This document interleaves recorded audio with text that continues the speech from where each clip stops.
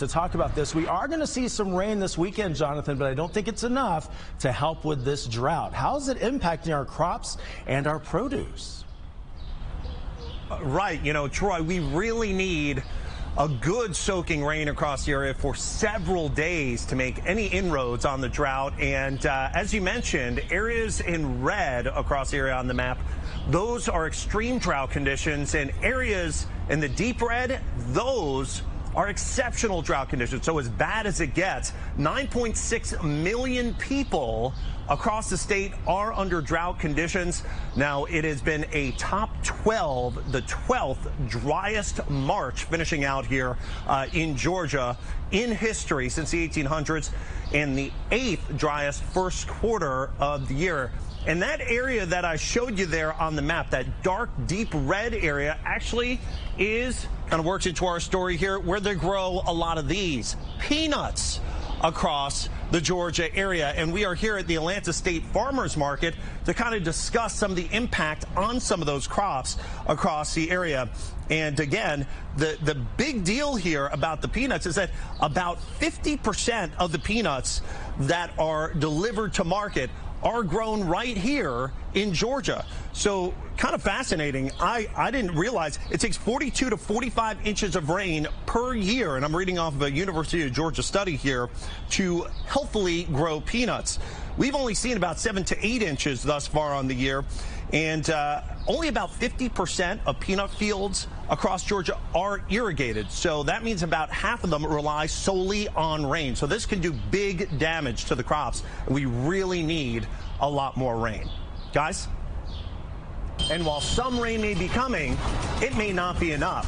How the ongoing drought is threatening crops and produce.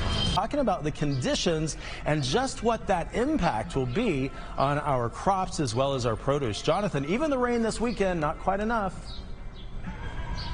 Yeah, Troy, we really need more, and it has big implications on places like this. This is the Atlanta State Farmers Market in Forest Park, not too far from the airport here. Really kind of what I first want to talk about are the drought conditions. I mean, these are some of the worst conditions, the largest coverage across Georgia that we've seen in, about almost 20 years. So this is pretty notable. This has been going on since fall of 2025, and we have gotten to the worst point thus far. The area in red that you see, the lighter red, that is an extreme drought. Now, down to the south, a lot of growing areas here along the Florida-Georgia line, that's an exceptional drought. And we need more rain, or this is just going to get worse. And it has been getting worse. 9.6 million Georgians under drought conditions. This is the 12th driest March that we just finished out in recorded history, and a top 10 driest first quarter of the year.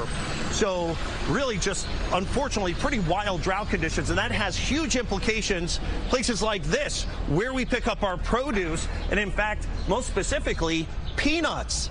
Interestingly enough, peanuts, 50% or so of peanuts that go to market are grown right here in Georgia, right in that exceptional drought area. And the planting season goes all the way through early July. Now, it's a very important time because this is when we plant the peanuts and they establish their roots so they can grow all the way through our extremely hot summer. If those roots don't get established and we don't get the constant rain, well, then you don't get as many peanuts, you don't get as many choices, and it gets really expensive for your pocketbook. So we need that rain, and it comes really more down to dollars and cents in a lot of cases. Troy.